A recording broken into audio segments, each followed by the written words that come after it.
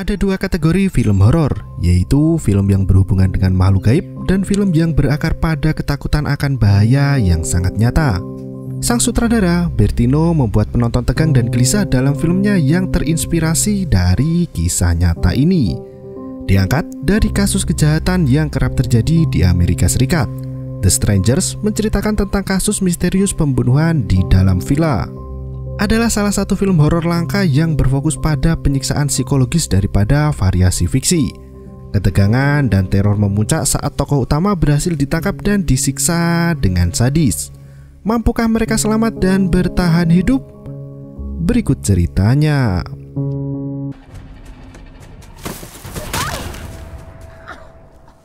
Film ini berdasarkan kisah nyata. Menurut FBI, ada 1,4 juta kejahatan dengan kekerasan yang terjadi di Amerika setiap tahunnya.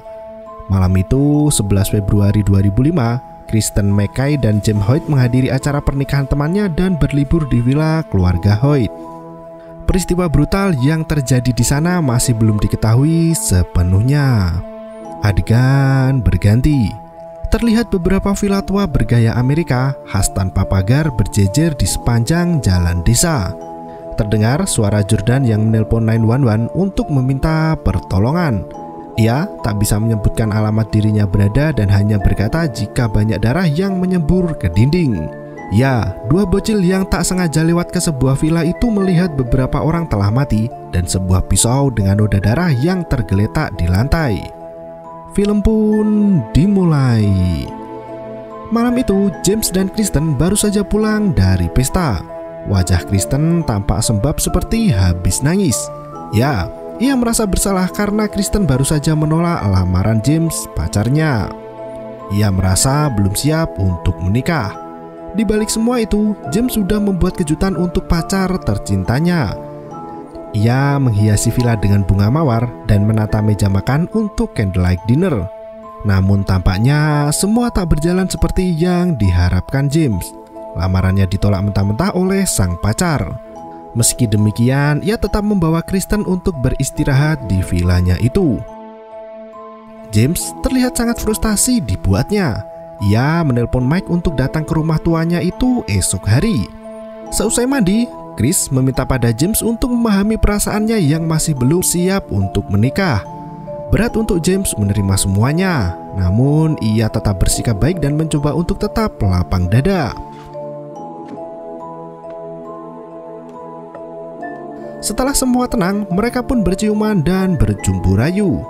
James melepas celana Kristen, namun belum sampai melakukan enak-enak, tiba-tiba ada orang yang mengetuk pintu villa mereka. James merasa cukup heran karena waktu sudah menunjukkan pukul 4 dini hari. Ia memeriksa ruang tamu dan membukakan pintu untuk tamu misteriusnya itu. Seorang wanita berdiri di depan pintu dan bertanya apakah Tamara ada di dalam villa. James berkata jika tak ada orang yang bernama Tamara di dalam villanya itu. Ia menambahkan jika mungkin wanita itu salah alamat. Tamu itu mengucapkan selamat tinggal dan pergi begitu saja. Wajah tamu wanita itu tak terlihat karena tertutupi bayangan. Sedangkan lampu teras belum dinyalakan. Setelah wanita itu pergi, James menyalakan lampu teras dan kembali masuk ke dalam villa bersama Kristen. Kristen berkata jika ia kehabisan rokok. Dengan sigap, James berkata akan keluar sebentar untuk membeli rokok. Setelah menyalakan api di perapian, James keluar dengan membawa sebotol minuman. Ia menghabiskan minuman embernya dan pergi menggunakan mobil. Sementara itu, Kristen menunggu sendirian di dalam villa.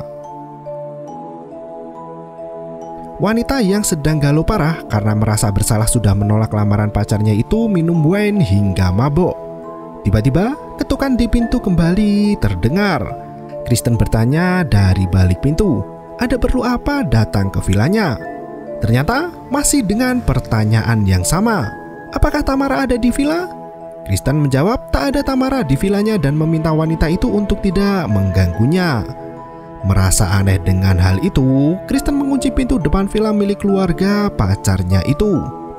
Kristen mengintip dari kaca jendela dan tak terlihat ada siapapun di sana. Tiba-tiba asap dari perapian masuk ke dalam villa seperti ada yang menutup cerobong asap dari luar. Otomatis alarm kebakaran pun berbunyi. Kristen segera mematikan alarm itu, namun alat itu malah copot dan jatuh ke lantai. Suara ketukan di pintu kembali terdengar. Kristen mengambil ponselnya, namun ternyata mati karena kehabisan baterai. Sementara ponselnya itu dicas, Kristen menelpon James menggunakan telepon villa. Ia meminta James untuk segera kembali ke villa karena ada orang yang menerornya. Ia berkata jika wanita yang salah alamat tadi terus-menerus mengetuk pintu villa. Kristen mengganti pakaian gaunnya dengan kemeja dan celana jeans. Ia tak menyadari jika ada perekam suara yang terpasang di dasar lantai villa itu. Kristen meminta James untuk mengantarnya pulang sesegera mungkin. Tiba-tiba sambungan telepon terputus. Kristen menghirup rokok terakhirnya sambil mengamati suasana. Terlihat ada seseorang dengan mengenakan topeng berdiri di belakang Kristen. Nampaknya Kristen sama sekali tak menyadari hal itu. Ia mengambil gelas dan meminum segelas air putih. Saat ia balik badan, sosok manusia bertopeng itu sudah menghilang. Kini terdengar suara pukulan yang cukup mengganggu dari dalam rumah. Kristen mulai parno dan mengambil pisau dapur untuk berjaga-jaga. Ia kembali mencoba menelpon James namun tak bisa terhubung. Di depan pintu rumah kembali terdengar suara ketukan yang cukup keras. Kristen tak sengaja menginjak alat perekam suara dan mulai menyadari ada sesuatu yang aneh di dalam rumah itu. Saat ia kembali ke ponselnya, ternyata HP yang tadinya dicas itu pun menghilang.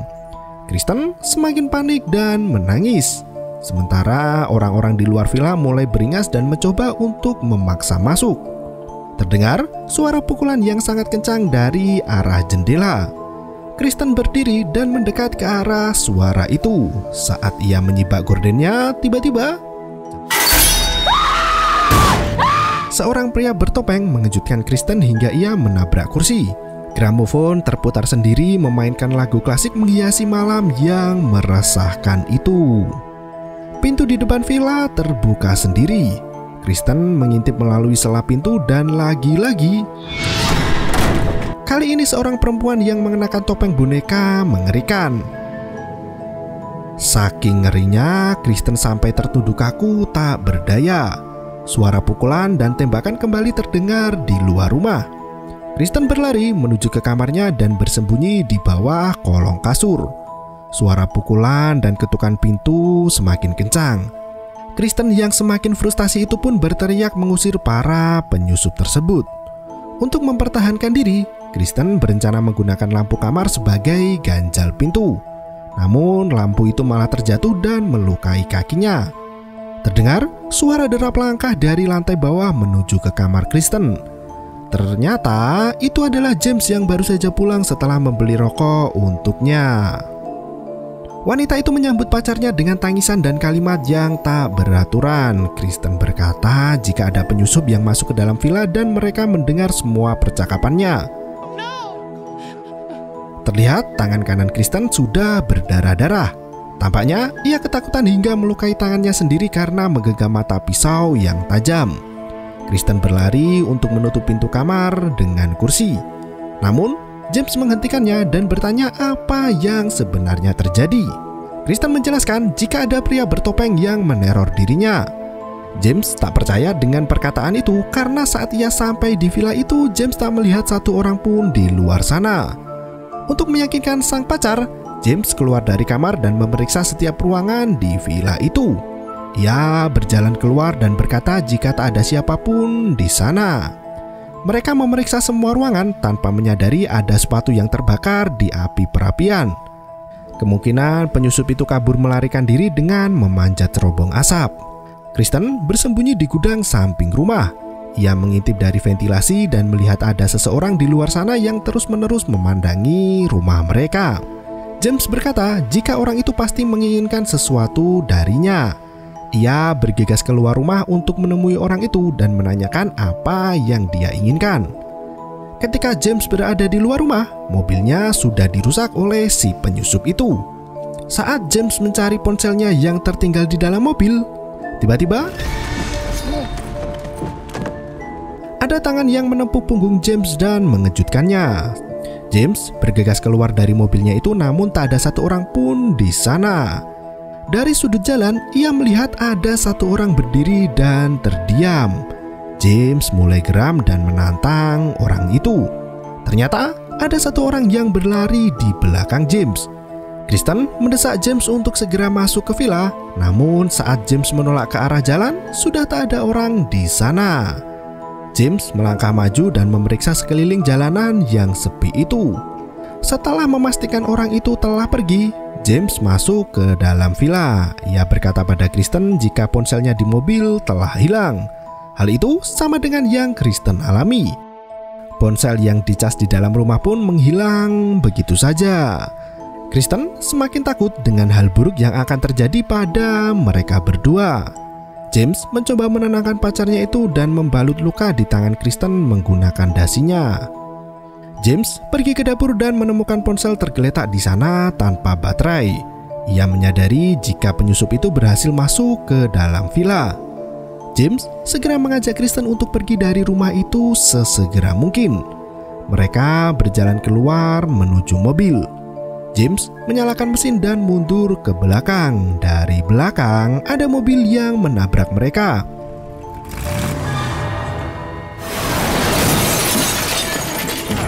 Sementara di depan ada seseorang dengan topeng mengerikan menghadangnya. Akhirnya James dan Kristen kembali masuk ke dalam rumah berdebah itu. James mencari senjata yang biasa disembunyikan ayahnya di rak buku. Senjata laras panjang itu tergeletak di atas almari dan berhasil ditemukan James. Ia segera mengajak Kristen untuk mencari peluru senapan itu di dalam kamar. Sungguh terkejutnya mereka saat melihat kaca di jendela kamar dinodai dengan tinta merah bertuliskan, "Halo para supe." James memeriksa toilet di dalam kamar itu dan tak ada siapapun di sana. Tiba-tiba jendela kamar itu ditembaki dengan senapan hingga kacanya pun pecah. James bergegas mencari peluru dan berhasil menemukannya. Ternyata James tidak bisa mengisi peluru karena tidak pernah menggunakan senapan. Ya, Kristen cukup shock dengan hal itu karena James selalu menceritakan masa kecilnya saat berburu hewan liar bersama sang ayah. Tanpa menunggu lama lagi, mereka membawa semua peluru itu ke dalam ruang tamu. James meminta Kristen untuk berlari begitu ia membuka pintu. Tiba-tiba, kapak besar membelah pintu kayu itu hingga bolong-bolong. James dan Kristen menggajal pintu itu menggunakan lemari kecil. Saat James melawan serangan itu, Kristen mengisi senapan dengan peluru. Ia menyerahkan senapan itu pada James dan ditembaknya ke arah manusia bertopeng, dan teror pun berhenti sementara. James dan Kristen kembali ke gudang samping rumah dan bersiap-siap untuk menyerang kawanan psikopat itu. Dari luar, sebuah mobil berhenti tepat di depan villa milik James. Ternyata itu adalah Mike. Sebelumnya, James meminta Mike untuk menjemputnya pagi-pagi karena ia akan segera mengembalikan mobil yang disewa itu. Tentu saja, Mike menjadi sasaran selanjutnya. Kaca mobil depannya ditembak hingga bolong dan pecah. Mike keluar dan memeriksa sekitaran rumah. Ia melihat jendela depan rumah itu sudah pecah dan gordennya berkibar. Ia mengambil potongan kayu yang ada di teras dan masuk ke dalam villa itu lewat jendela. Saat ia berjalan masuk, wanita bertopeng itu kembali muncul dan merangkak entah mau apa. Musik dari gramofon masih terdengar. Mike mengamati dan berpikir apa yang terjadi di rumah itu. Seorang pria bertopeng berjalan membuntutinya dengan membawa sebuah kapak besar. Saat Mike berjalan lurus dan melewati pintu gudang, tiba-tiba meletus balon hijau. Ya, Mike pun meninggoy. Congratulations. James langsung kena mental saat tahu itu adalah mayat Mike. Kristen mencoba mendekati James untuk melihat siapa yang ia tembak itu. Namun, James menghalangi Kristen karena yang ia bunuh adalah Mike dengan kepala yang sudah bolong terkena tembakan. Mereka berdua kini menjadi semakin kacau dan lebih emosional. James berjalan keluar untuk mencari cara agar dapat menyembunyikan mayat Mike. Di kaca jendela rumah tertulis kata killer. Tampaknya si penyusup bertopeng itu mengetahui jika James dan Kristen telah membunuh temannya sendiri. James bergegas pergi ke bengkel pribadi yang terletak di luar rumah untuk mencari peralatan radio dan perkakas lainnya. Sementara Kristen ditinggalkan begitu saja di dalam rumah. James mampir ke mobil Mike untuk menyalakan radio, namun kabel di dalam mobil itu sudah rusak semuanya. Saat James sudah mendekati bengkelnya, ternyata ada orang di depan bengkelnya itu. James bersembunyi di balik pepohonan dan berusaha untuk menembak orang tersebut. Namun di belakang James sudah ada pria bertopeng yang menghalau tembakannya ke udara. Mendengar ada suara tembakan, Kristen menjadi semakin panik dan khawatir. Ia meringkuk di teras samping rumah sembari menunggu James kembali. Pria bertopeng itu sudah berada di dalam rumah. Ia berjalan menuju ke arah pintu. Mendengar suara derap langkah dari dalam, Kristen berlari menjauhi rumah. Ia terperosok, tersungkur, terkulai, dan terjungkal di dalam lubang tanah. Kristen merangkak terus maju ke dalam hutan. Seorang wanita berbaju merah berlari mengejarnya, namun ia menghilang saat Kristen balik badan. Sesampainya di bengkel, Kristen menyalakan senter untuk mencari James. Ia masuk ke dalam bengkel tua itu dan memeriksa setiap sudut ruangan. Kristen menemukan sebuah radio amatir tua dan berusaha untuk mengoperasikannya. Ia menyalakan radio itu dan berbicara meminta bantuan. Tiba-tiba terdengar suara teriakan dan pukulan dari luar bengkel. Saat radionya memberi jawaban, wanita bertopeng itu muncul dan menghancurkan satu set radio mahal milik keluarga Hoyt. Kristen langsung lari kalang kabut dibuatnya. Ia kembali merangkak keluar untuk mencari James. Kristen melihat pria bertopeng berdiri di depan rumahnya. Setelah pria itu pergi, Kristen merangkak masuk ke arah mobil. Ia melihat satu wanita bertopeng di bengkel dan satu wanita bertopeng lainnya di ayunan taman rumah. Ia terus merangkak dan melihat mobil James telah terbakar. Kristen mengira James terbakar di dalam mobil itu. Kristen berlari dengan pincang masuk ke dalam rumah. Ya, karena terperosok dan terjungkal di tanah tadi, Kristen jadi kesleo dan sulit melangkah. Saat Chris melewati jasad Mike, listrik dalam rumah itu padam. Seketika suasana menjadi hening dan semakin mencekam.